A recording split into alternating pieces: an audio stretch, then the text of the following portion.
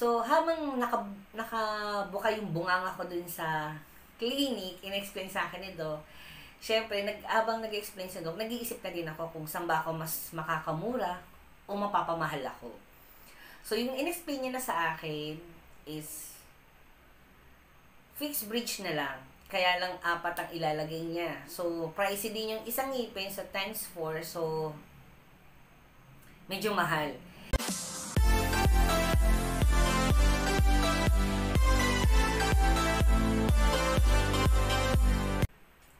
Hi sis! So, welcome back to our channel, ang inyong kasis, Glenn Angel.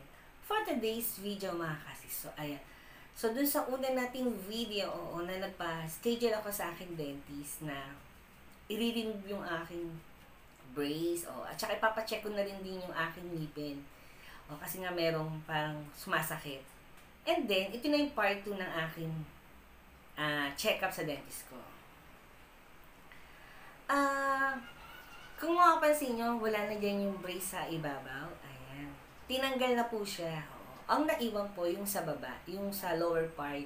Meron pa po tayong brace and sa baba. Kasi meron pa nga ayusin, merong na-align ng ngipin. And then sa taas naman, nagpa-cleaning tayo ng ngipin kay Doc. Ayan, tapos niremove yung brace. Tapos sa kinakapitan ng bracket, dun po kasi yung naramdam ko. So, tinanggalan niya po ako ng isang ngipin. So, ayan, nagpa-brace po tayo. And then, nasira. Dahil sa tagal ko na rin hindi nakabalik. Binawasan po ko ng isang ngipin. Ayan. Ayan, di ba? Nakita nyo? So, natanggal po yung isang ngipin dyan. Siyempre naman po, ginastusan natin yung aking ngipin para gumanda tayo. And then, ngayon, nabungian naman ako ng isa. Sabi kasi ni Doc, after daw mag-brace, kailangan mag-retainer. So, dahil natanggalan ako ng isang ngipin, for temporary, lalagay niya ako ng brace, ng retainer, may kasamang ngipin. Pero kasi hindi ako pumayag kung ganun yung mangyayari. Pero sabi niya, temporary lang daw yun. Pwede daw ako magpalagay ng ngipin. So, ang napili ko is fixed bridge. So, yun ang ipalalagay ko, mga kasis. And then, ang explain sa akin ni Doc is 2 ngipin daw ang ilalagay. So, medyo pricey din yung presyo ng ngipin ng fixed bridge. And then, meron pa siyang nakitang isang nasira. Ayan, hindi ito. Ayan. So, may nasira yan. So, pwede ko naman daw ipatreat yung ngipin. Pero, mas malaki kasi yung magagastos ko. Nasa 10K daw yun. So, treatment yun. Then, sabi niya, kung ilalagay yung fixed bridge, mababawasan din yung treatment kong ngipin.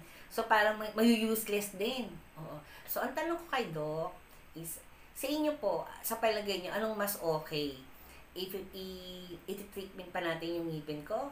O bubunutin na lang? And then, magpapalagay na lang ako ng fixed bridge para permanent na siya doon. So, habang nakabuka yung bunganga ko dun sa clinic, in-explain sa akin ito, syempre, habang nag-explain sa doc, nag-iisip na din ako kung saan ba ako mas makakamura o mapapamahal ako. So, yung in-explain niya na sa akin is fixed bridge na lang. Kaya lang 4 ang ilalagay niya. So, pricey din yung isang ngipin sa times 4. So, medyo mahal.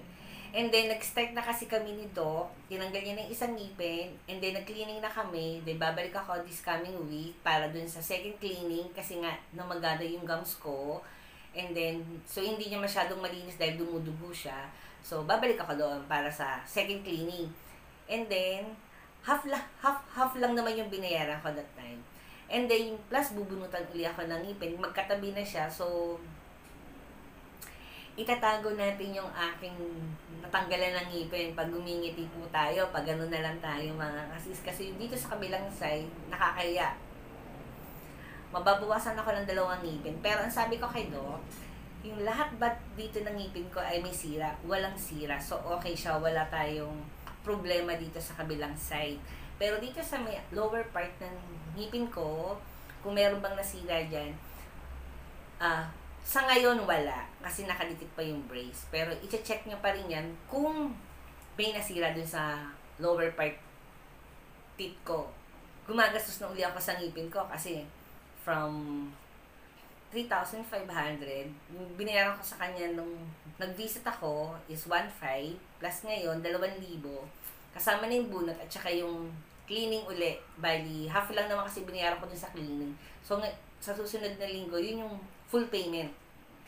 Naghihilom na yung sugat at pinagbunutan. Susukatan niya ako para dun sa retainer na may temporary na ngipin muna. Para hindi ma-align yung ngipin ko. And then, habang nagpapagaling ako ng bungi, ayan. Sabi ni Doc, hindi naman yan ako mamadaliin. Kasi kailangan humilom muna yung sugat bago ilagay yung fixed bridge. So, sabi niya mga nasa 3 months daw yun. So, 3 months po ako naka-retainer na may ngipin. Ayun. Pero ayoko talaga na may ganun.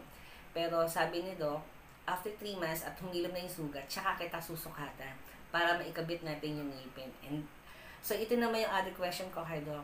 Sa price, Doc, ng 4 na ngipin, full payment ko ba siyang babayaran? Ang sabi ni Doc, mag-deposit muna ako sa, I think is 5,000 na muna. Then, kada visit ko yata doon, para ma-check na yung ngipin ko, is magbabayad din ako. Hanggang mapuno ko yung total amount ng 4 na fixed bridge. So, ayun. So, parang iniisip ko, parang ako uling nagpa-brace uli. Kasi nga, nasira eh. Oo, tingnan nyo, di ba? Ganda na ng ngipin ko. So, mga kasi sa half cleaning pa lang yan hindi pa masyado na cleaning. Pero natanggal niya na yung mga dumi-dumi. Yung mga tartar, natanggal na yon. So, i-cleaning na lang niya. So, hanggang dito yan, buo yung ngipin ko dito sa may left side. Ayan. How about dito? Ayan. May bungi tayo sa kabilang side.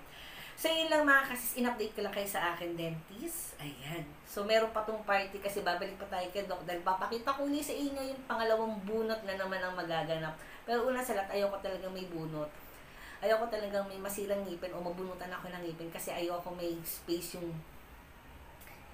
ngipin ko. Pero dahil ang usapan namin ni Doc is if you fix bridge na lang, ang sabi niya kasi pwedeng plastic, pwedeng porcelain. So, parang doon tayo sa porcelain. So, hindi naman madalian naman yung bayaran eh. So, okay naman. 3 months ko naman. So, before 3 months, siguro bubuo ko na yung kabuuan ng 4 na fixed bridge. So, yun lang mga kasi. Maraming salamat. Sinamahan niyo ako dito sa aking dentist update. So, ayan, maraming salamat po. So, don't forget to like and subscribe.